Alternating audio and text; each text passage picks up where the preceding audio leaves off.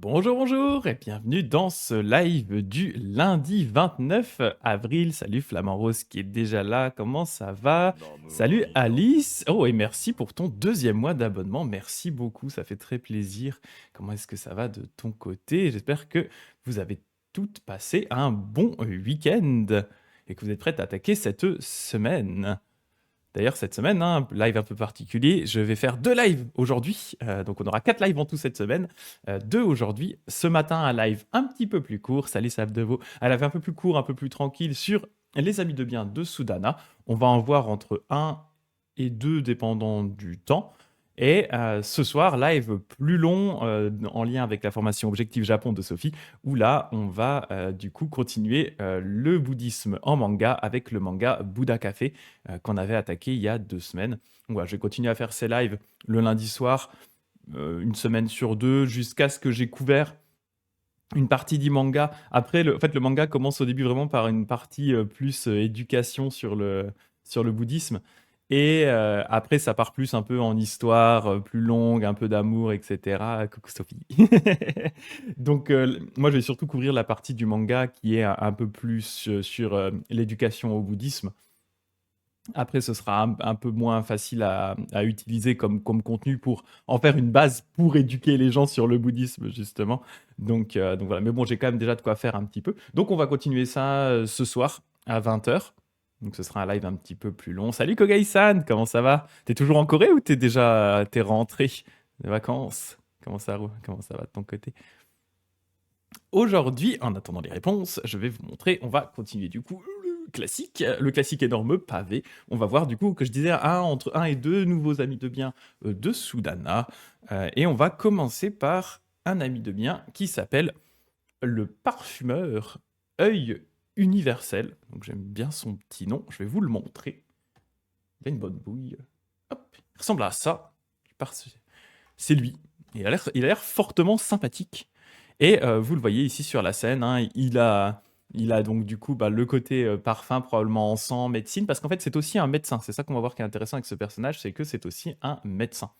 Et là, il y a quelqu'un qui part avec des tissus, vous allez voir pourquoi. Des gens qui ont à manger, donc ça c'est assez cool. Et, et ça, je ne sais pas trop ce que c'est. En tout cas, ça a à manger, donc c'est bien. C'est une bête. Ça me fait rire parce que j'imagine vraiment les gars qui ont demandé le rouleau, ils ont dit au dessinateur tu pourrais me dessiner un chien, tu sais à quoi ça ressemble un chien? Puis le dessinateur il était oui, oui, j'en ai déjà vu, je crois. Et donc voilà, ça donne ça. Je sais pas si c'est un chien ou un renard, mais ça me fait beaucoup rire. Il a une gueule le truc. Bon, en tout cas, il a à manger. Donc ça c'est bien parce que peu importe s'il est pas très beau, au final, il a quand même, on lui donne quand même à manger. On l'aide dans sa vie de trucs. Donc voilà, dans tous les cas, c'est bien. Donc on va voir, c'est une aparté, mais il me fait vraiment rire ce dessin. Pour la petite histoire, Sophie et moi, on a commencé une collection très particulière de dessins et tableaux. On n'en a pas beaucoup parce que c'est très difficile à trouver. De dessins et tableaux de, de personnes, c'est très précis, de personnes qui aiment leur chat moche. Donc il faut que le chat soit mal dessiné et que idéalement il y ait quelqu'un qui l'aime vraiment. Et voilà. Et du coup, ensemble, on a déjà réussi à trouver 2 tableaux dans des vides-greniers ou des trucs comme ça, 2 dessins en général, c'est des femmes ou c'est souvent des femmes qui aiment leur chat moche. Donc voilà, c'est très précis. Donc on a une certaine sensibilité aux animaux mal dessinés. Moi, ça me plaît pas mal. Donc voilà, je suis assez refait avec ce petit chien. Voilà. Ou chat, ou renard, ou ce que vous voulez, que c'est peu importe.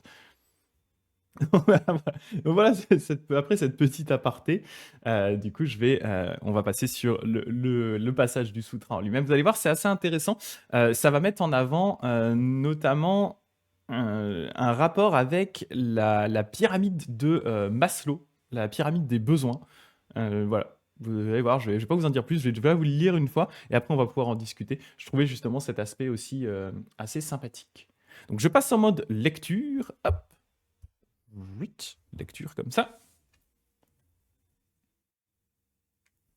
Et donc, je vais vous montrer le passage, je vais vous lire le passage sur le parfumeur, œil universel.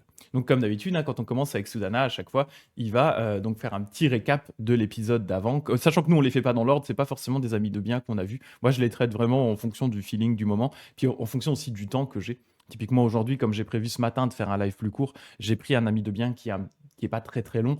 Il y en a qui font vraiment une demi-page, et il y en a d'autres qui font vraiment plusieurs dizaines de pages. Donc, là, je suis parti sur un plutôt court, et si on a le temps, on en regardera peut-être un deuxième. On va voir ça. Donc il commence: le parfumeur œil universel. Donc quand il eut entendu Soudana, hein, la méthode de libération du laïc Précieux Chignon, donc c'est le gars qu'il a vu juste avant, le jeune Soudana s'enfonça dans les connaissances et les visions immensurables des Bouddhas. Il s'établit dans les immensurables activités sublimes des bodhisattvas, donc il réalisa toutes les pratiques des bodhisattvas, usa de leur immensurable expédient, rechercha leur immensurable accès au réel, purifia leur foi et leur aspiration, aiguisa leur immensurable faculté, réalisa leur immensurable désir, pénétra leur immensurable pratique, renforça leur immensurable vœu et dressa leur invincible bannière, en usant de leur sagesse de manière à voir bien clair dans leur méthode. Donc là, il s'établit vraiment dans la sphère des Bouddhas et des Bodhisattvas, et il essaye de réaliser l'entièreté de leurs vœux, de leurs pratiques, il prend conscience de tout ça. Et donc en même temps, hein, il poursuit son voyage pour aller voir son nouvel ami de bien. Poursuivant son voyage, il atteignit le royaume des racines de roseaux et entreprit de trouver la ville de l'accès universel. On lui a dit que c'est là où se trouvait la prochaine personne qui doit aller voir, le parfumeur œil universel. La route était difficile, mais il ne craignait ni la fatigue ni la douleur. Il ne se souciait que d'avoir le parfait souvenir des instructions de ses amis de bien. Il n'avait d'autre désir que de les approcher, les servir et leur faire des offrandes. Stimulant toutes ses facultés, il ne céda à la moindre insouciance, et c'est ainsi qu'il parvint à la ville de l'accès universel, qu'entourait non moins de 100 000 hameaux. C'est un gros endroit. Ces murailles abruptes, aux créneaux vertigineux, abritaient un immense réseau d'avenues larges et régulières, où Soudana finit par trouver l'aîné œil universel. S'approchant de lui, il prosterna sa tête sous les pieds de l'homme, et, restant debout les mains jointes, il lui dit: Être sublime, j'ai engendré l'esprit de l'insurpassable éveil authentique et parfait. Mais je ne sais pas comment les bodhisattvas étudient leur conduite, ni comment ils s'exercent sur leur voie. Donc pour ceux qui ont déjà assisté à plusieurs fois à ces lives, hein, vous voyez, il dit toujours la même chose, Soudana, quand il croise un ami de bien. Il joue toujours le côté très... Et d'ailleurs, il y croit, hein, lui, vraiment, il a cette idée-là, de dire, bah en fait, j'ai généré l'esprit d'éveil, hein, donc j'ai généré cet esprit, cette envie moi-même de devenir un Bouddha, cette résolution moi-même de devenir un Bouddha. Mais eh bien, en fait, les pratiques des bodhisattvas sont tellement larges et tellement infinies que bah, je ne sais toujours pas, malgré le fait que j'ai rencontré plein d'amis de bien, eh bien, je ne sais toujours pas tout en fait de comment est-ce que les bodhisattvas pratiquent, quels sont leurs recueillements, etc., etc. Et donc, à chaque nouvel ami de bien, eh bien, il va approfondir un petit peu ses connaissances grâce aux réalisations très spécifiques de cet ami de bien. Donc, on continue. Là, le parfumeur universel va lui répondre. Il lui dit: Noble fils, dit l'aîné, c'est bien. Il est bon que tu aies pu engendrer l'esprit de l'insurpassable éveil authentique et parfait, parce que c'est le début du chemin. Pour ma part, je connais les maladies de tous les êtres: la démence, l'ictère, la fièvre due à l'accumulation des mucosités, la possession démoniaque, les empoisonnements, et ainsi de suite, jusqu'aux nuisances provoquées par l'eau et par le feu. De tous ces maux qui les affectent, je puis habilement les guérir. Donc là, vous voyez qu'en fait, on dit que c'est un parfumeur, mais en réalité, c'est surtout un médecin, en fait. Je prends soin de tous les malades qui, des divans de l'espace, viennent me consulter jusqu'à leur guérison. Puis je les baigne dans l'eau parfumée, les couvre de colliers de fleurs odorantes, d'étoffes choisies et de multiples parures, avant de leur offrir nourriture, boisson et richesse, jusqu'à ce que, pleinement satisfaits, il ne manque plus de rien. Après quoi, je donne à chacun des enseignements qui lui conviennent. À ceux chez qui le désir prédomine, j'enseigne la contemplation de l'immonde. À ceux chez qui la colère prédomine, j'enseigne la méditation de bienveillance et de compassion. À ceux chez qui l'ignorance prédomine, j'apprends à distinguer les choses les plus diverses. Quant à ceux chez qui ces trois poisons agissent en égalité, je montre des méthodes particulières. Salut Sarah Cottage qui vient d'arriver. C'est ainsi que pour les amener à engendrer l'esprit d'éveil, je fais l'éloge de toutes les qualités de Bouddha. Pour les inspirer l'envie d'être bienveillants, je leur montre les innombrables souffrances du cercle des morts et des naissances. Pour les amener à renforcer leurs vertus, je fais l'éloge de la pratique des mérites et de la sagesse immensurable. Pour les amener à former de grands vœux, je leur explique comment il est bon de discipliner les êtres. Pour les inciter à pratiquer les activités de Samantabhadra, donc du Bodhisattva qui est vraiment on va dire la personnification des pratiques du Bodhisattva, je leur explique le réseau des pratiques auxquelles les Bodhisattvas s'adonnent dans tous les univers, où ils demeurent pendant toutes les ères cosmiques. Pour les inciter à réunir toutes les marques de grandeur des Bouddhas, je leur chante la louange de la générosité transcendante. Pour leur permettre d'acquérir un corps qui puisse en tout lieu se rendre, je leur chante la louange de la discipline transcendante. Pour leur permettre d'acquérir un corps de Bouddha aussi inconcevable que pur, je leur chante la louange de la patience transcendante. Pour leur permettre d'acquérir un invincible corps d'ainsi venu, je leur chante la louange de la diligence transcendante. Là, en fait, ce que vous voyez, ce qu'il est en train de faire, il parle de discipline, patience, diligence. En fait, il est en train de leur lister ici les 6 paramitas. Donc, les 6, ce sont les 6 vertus que doit cultiver un bodhisattva. On va justement donc retrouver notamment la discipline, le fait de suivre à la base les règles des bodhisattvas, de ne pas tuer, etc. etc. La patience, donc le fait de savoir, quand on est dans des situations difficiles, savoir être patient, et aussi patient envers soi, mais aussi patient envers les êtres autour de soi. La diligence, le fait du coup de ne pas ménager ses efforts. Et donc il va continuer dans cette idée des 6 paramitas. Pour leur permettre d'acquérir un corps d'une pureté sans égale, je leur chante la louange de la concentration transcendante. Pour leur permettre de manifester le très pur corps formel d'un Seigneur Bouddha, je leur chante la louange des expédients transcendantes. Oui, d'ailleurs, ici, comme on est dans un sutra de type Avatamsaka, en fait, ils mettent 10 paramitas. Normalement, il y en a 6, mais en fait, lui, il va en mettre 10. Les 10 paramitas. C'est une version un peu alternative des paramitas. Pour leur permettre d'exister pendant toutes les ères cosmiques et faire le bien de tous les êtres, je leur chante la louange des vœux transcendants. Pour leur permettre de se manifester dans des corps très purs, qui parcourent tous les champs de Bouddha, je leur chante la louange de la force transcendante. Pour leur permettre de se manifester dans des corps très purs, qui fassent la joie des êtres selon leurs désirs, je leur chante la louange de la sagesse transcendante. Et pour leur permettre d'acquérir le corps ultime, pur et merveilleux, je leur chante la louange de la libération éternelle de toutes les réalités négatives. Quand j'ai fini de donner tout cela, je les renvoie chez eux. Donc ça, c'est assez intéressant parce que c'est là où je voulais en venir. Si vous regardez un petit peu, ce qui est intéressant, en fait, c'est l'ordre, en réalité, dans lequel il va aider et enseigner les êtres.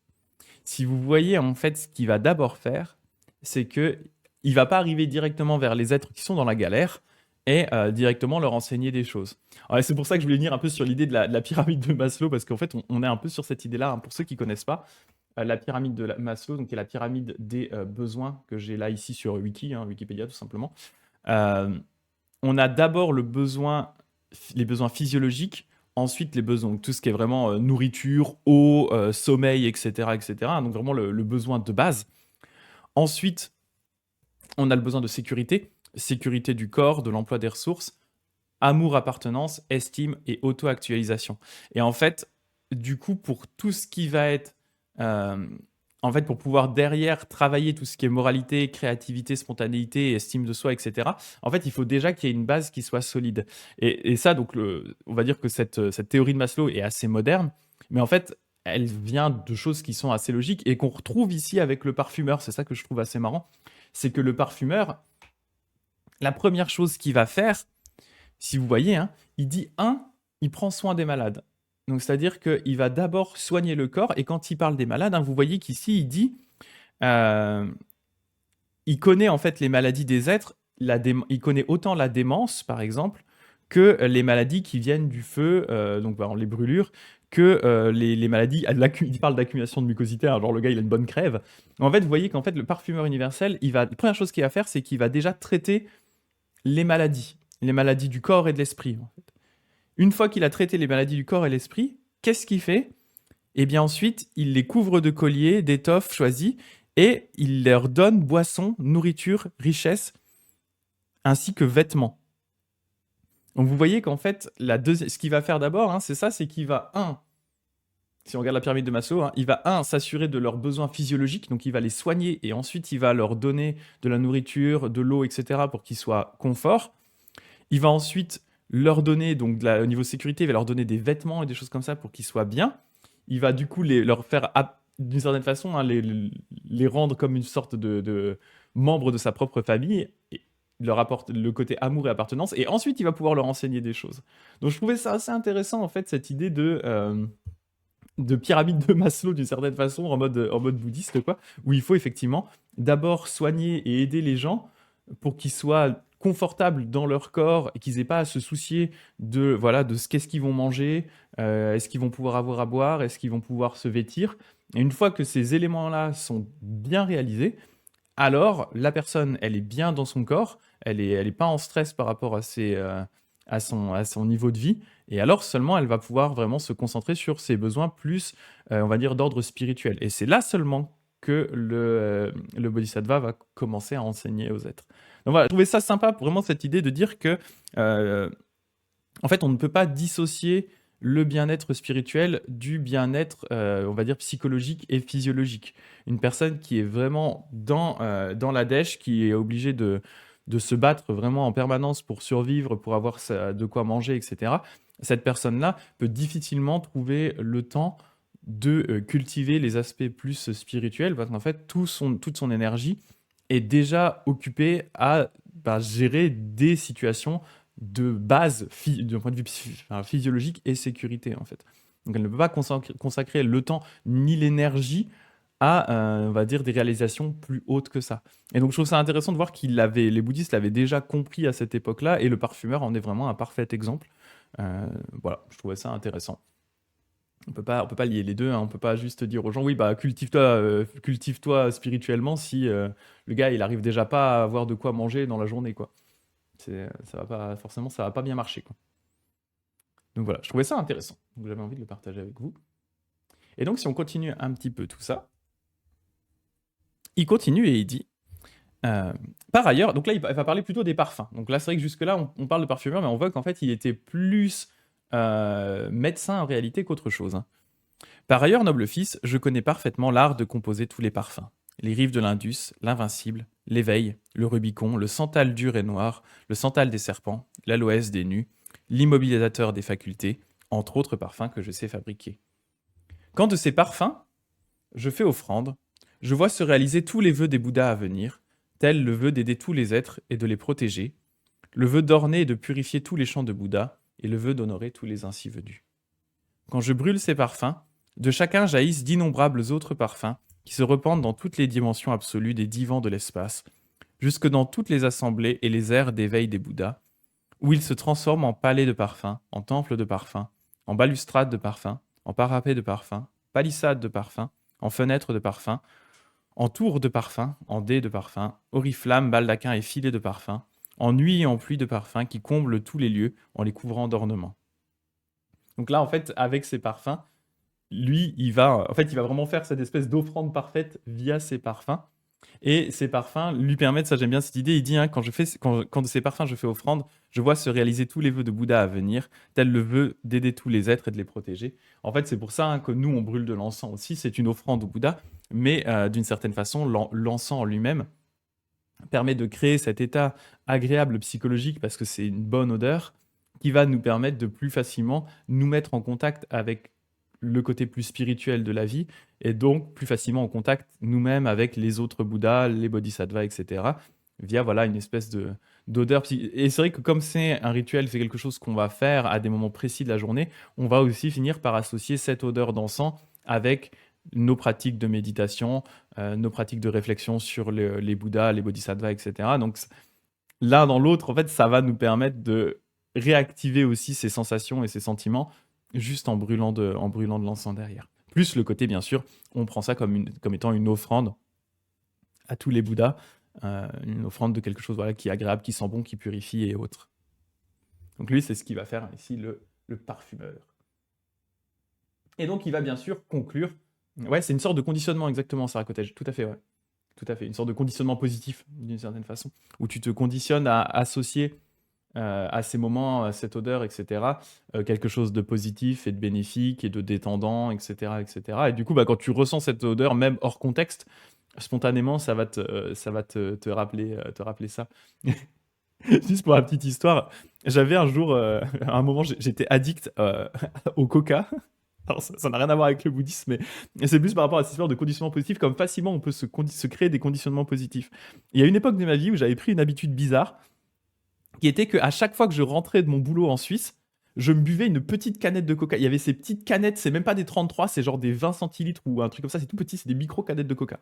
Et du coup, dès que je rentrais du taf, je me posais à la maison, je me mettais assis, je me détendais et je buvais un petit coca. Et en fait, j'en étais arrivé et je buvais du coca que dans ce cadre très spécifique. Et du coup, j'en étais arrivé à un stade où, eh bien, en fait, un jour, je me suis retrouvé au boulot et il y avait une réunion. Et dans cette réunion-là, il restait, sur la salle de réunion, il restait des restes d'un pot d'une fête qui avait été faite pour je sais pas trop quelle raison, un anniversaire ou je sais pas quoi. Il y avait du coca qui était là. Et du coup, en plein milieu de la réunion, je me suis servi un coca. Et le simple fait de boire le coca, j'avais tellement associé le goût du coca à ce moment de détente, vraiment de relâchement après le boulot, que du coup, je me suis retrouvé dans la réunion, j'ai bu mon coca et j'étais.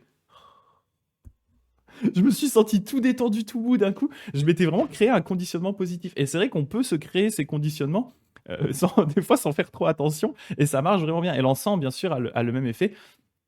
Quand je me balade au Japon, par exemple, où là, pour le coup, on peut par moment sentir, en se baladant, ce genre d'encens parce qu'on passe à côté d'un temple, un truc comme ça.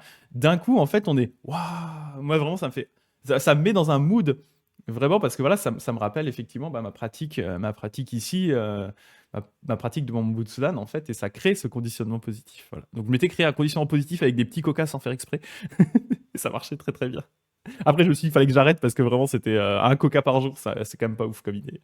Vaut mieux éviter quoi. Et oui, Sophie qui dit ça me fait penser au son de la cloche de Thich Nhat Hanh, c'est exactement ça, ouais. En fait, Thich Nhat Hanh vraiment proposait bah, de créer ce conditionnement positif via le son de la cloche qui rythme la vie des moines dans son monastère.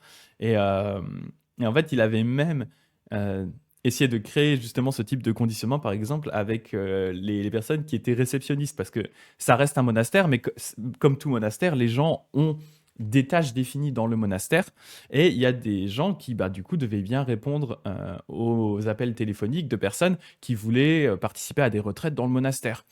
Et du coup, Thich Nhat Hanh avait dit ça en disant, ben, quand vous entendez le son du téléphone, plutôt que de l'associer à quelque chose de négatif, associez-le du coup à le fait de revenir sur le moment présent. Et donc, quand vous entendez le téléphone sonner, revenez au moment présent avec la même action que la cloche qu'ils utilisaient et attendez plusieurs sonneries, 4 ou 5, je ne sais plus combien ils disaient, en vraiment revenant à vous-même comme si c'était une cloche de méditation.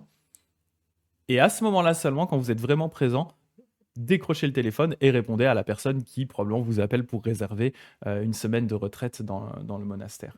Et c'est vrai que c'était intéressant de voir qu'il essayait bah, du coup de recréer ces formes de conditionnement positif, de possibilité de prendre conscience qu'il faut revenir à l'instant présent dans des activités de tous les jours qui sont des activités pour le coup que tout le monde a, je veux dire un téléphone qui sonne et ce genre de choses. Alors c'est pas, je dis pas que c'est facile à faire, hein, mais je trouvais intéressant voilà qu'il propose cette idée-là dans le cadre de la pratique de ces moines, hein, parce que là pour le coup on parlait vraiment de moines ou nonnes, hein, des moines ou des nonnes qui vivaient et donc travaillaient aussi dans le monastère. C'est ça. Voilà. C'est vrai qu'en fait c'est le genre de truc qu'on pense pas, hein, mais je veux dire dans un monastère.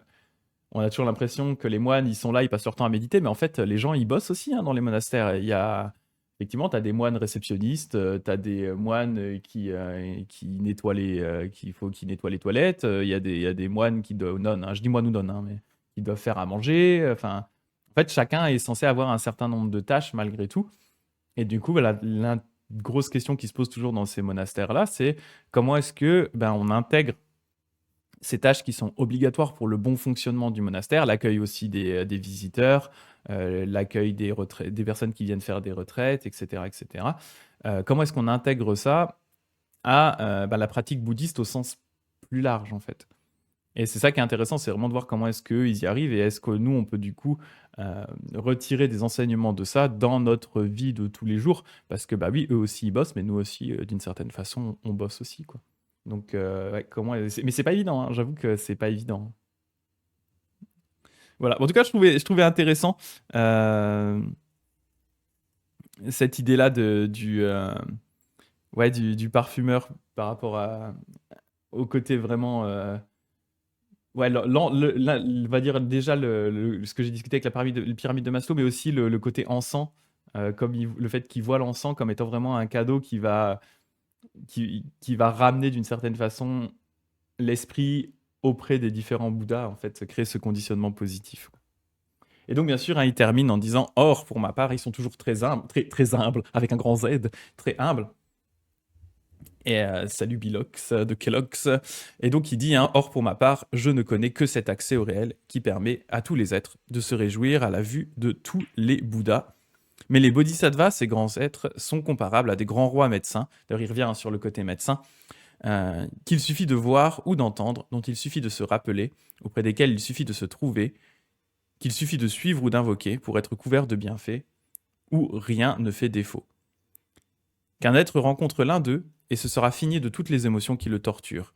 Il accédera aux enseignements des Bouddhas, s'écartera de l'immense masse de toutes les souffrances, n'aura plus jamais peur du cercle des morts et des renaissances, atteindra l'omniscience où il n'est rien à redouter, détruira la montagne de toutes les souffrances du vieillissement et de la mort, et s'établira dans la félicité de l'extinction dans la paix où tout n'est qu'égalité. Alors moi, comment pourrais-je connaître leur conduite? Comment pourrais-je dire leur mérite? Et là, donc, bien sûr, il va l'envoyer vers son prochain copain en lui disant « Plus au sud, noble fils. Il y a la grande ville de Bagnères des Palmiers où habite un roi du nom d'Inlassable. Va donc lui demander comment les bodhisattvas étudient leur conduite et comment ils s'exercent sur leur voie. » Le jeune Sudana prosterna alors sa tête sous les pieds d'œil universel, le circumambula d'innombrables fois en le couvrant de regards d'admiration et de respect. Puis, il prit congé et s'en fut. Donc voilà, c'était le parfumeur œil universel, que donc je vous remontre un petit coup ici. Poc. Le parfumeur, donc œil universel. Donc là, vous voyez ici hein, il donne des étoffes aux gens pour qu'ils s'aident à s'habiller, il les nourrit, mais il est aussi là pour les soigner. Alors c'est marrant parce il parle pas directement d'animaux, mais en fait c'est vrai que si je reprends exactement ce qu'ils disent, ouais, en fait il parle pas d'être humain en fait. Hein.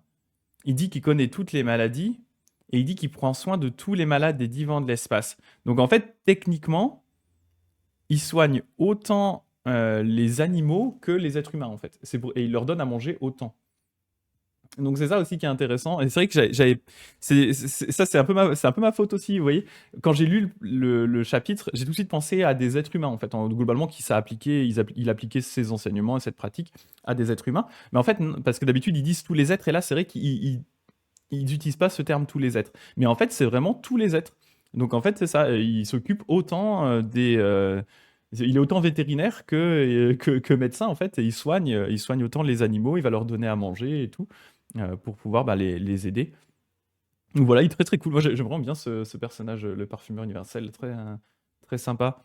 Et je trouve qu'il est réaliste en fait. Surtout, c'est ça. Il est vraiment très réaliste. Il n'est pas comme ces personnes qui pensent que voilà, tout le monde peut pratiquer sur le chemin spirituel et tout, alors qu'en fait, les gars, c'est vraiment pas leur préoccupation première parce qu'ils sont juste en train d'essayer de survivre, en fait. Donc lui, il a vraiment compris ça et il va traiter d'abord les gros problèmes pour pouvoir ensuite enseigner, quand les gens sont à l'aise, pouvoir ensuite leur enseigner comment, bah, du coup, s'améliorer eux-mêmes, comment avancer sur la voie des bodhisattvas.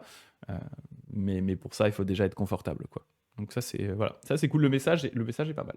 Je trouvais ça bien. Je sais pas ce que vous en avez pensé de votre côté. Moi, je vais boire un petit coup en attendant.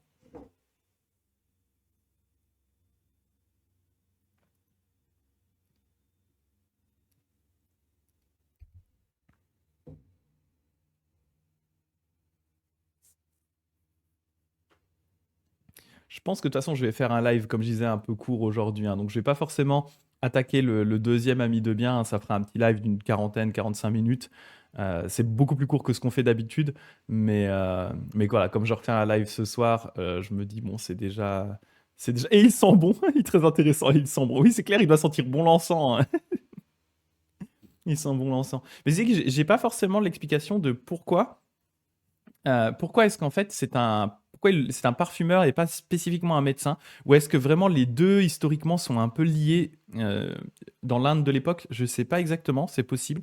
En fait, il y a dans ce sutra de l'entrée dans la dimension absolue, à chaque fois que je dois le soulever, je fais du sport. On peut faire du sport avec ce livre, faire de la musculation. En fait, il y a deux parfumeurs dans ce sutra. Donc parmi les amis de bien de Sudana, il y a deux parfumeurs. Et en fait, il y a vraiment lui qui est, on va dire, plus parfumeur, enfin, dire plus médecin que parfumeur. Et le deuxième est vraiment littéralement parfumeur. Donc il va vraiment parler des différents parfums et le fait que chacun, plutôt des encens et des parfums qu'il va créer, va avoir un effet différent pour aider les gens. Mais le premier voilà, qu'on voit aujourd'hui, il est vraiment médecin de base. Et donc voilà, je ne sais pas si c'est historiquement le cas que les deux professions étaient liées les unes aux autres, ou si là c'est une coïncidence et je ne sais pas exactement pourquoi. Mais, euh, mais voilà, je trouvais en tout cas le personnage assez intéressant. C'est un cottage qui dit très intéressant. J'ai loupé le début. Ah oui, ils sont bons. Ah oui, ils sont bons, il doit être apaisant. Je pense que c'est ça. Hello, juste du passage. Je suis en vacances cette semaine. Salut Dagdeg. Donc live du matin, ça fait tôt. Alors on verra Sarah Cottage pour le deuxième, parce que le deuxième je le trouvais moins intéressant parce qu'en fait, il est le deuxième est plus répétitif dans son traitement. Il parle plus effectivement d'encens, mais il est plus répétitif. Donc, faut que je vois si c'est intéressant de le traiter ou pas en fonction de ce qu'il y a à discuter. Lui, celui-là, je le trouve intéressant pour le côté lien avec la pyramide de Maslow. Je trouvais ça sympa. Et puis, c'est vrai qu'on n'a pas vu beaucoup de bodhisattvas qui ont vraiment cette activité de médecin. Et toujours avec toujours ce détail intéressant hein, dans le bouddhisme que on va pas séparer corps et esprit. Donc, en fait, un médecin doit être capable de traiter autant le côté psychologique que le côté physique physiologique en fait. Donc il traite vraiment le corps dans son ensemble, sans séparation entre l'esprit et le corps. On le voit bien ici avec le parfumeur hein, qui dit qu'il est capable de traiter autant les cas, on va dire, vraiment de démence et autres, que des cas vraiment de brûlure ou des choses comme ça. Donc il est vraiment sur les deux plans en même temps parce qu'il n'y a pas de différence dans le bouddhisme. Donc ça, je trouvais ça aussi assez cool, ouais.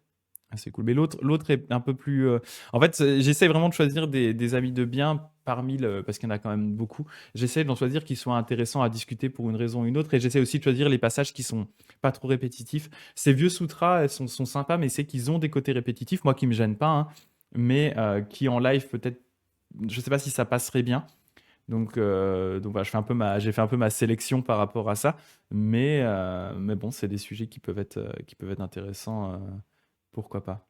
Pourquoi pas? Et, euh, et c'est vrai que lui, par rapport à ce qu'on disait sur le fait de sentir bon, petite anecdote, c'est assez marrant à quel point l'encens effectivement parfume les vêtements. Moi qui ai cette robe de moine qui est toujours dans cette pièce, quand je la sors de cette pièce-là parce que je donne un cours en dehors ou quand je l'avais amenée au Japon par exemple, en fait cette robe, elle sent, moi je le sens pas là parce qu'elle est dans une pièce qui sent déjà l'encens. Mais quand elle est en dehors, en fait, c'est extrêmement flagrant à quel point le vêtement s'imprègne de l'odeur de l'encens. Et du coup, en fait, il y a vraiment cette odeur de moine qui me. J'ai une odeur de moine maintenant qui me suit quand je suis en dehors de cette salle. C'est vraiment incroyable. On sent tout de suite le truc, quoi. Les gens qui passent à côté de moi sentent un parfum d'encens. Donc elle est imprégnée de l'odeur des moines. Odeur de moine. Le parfum par bronze.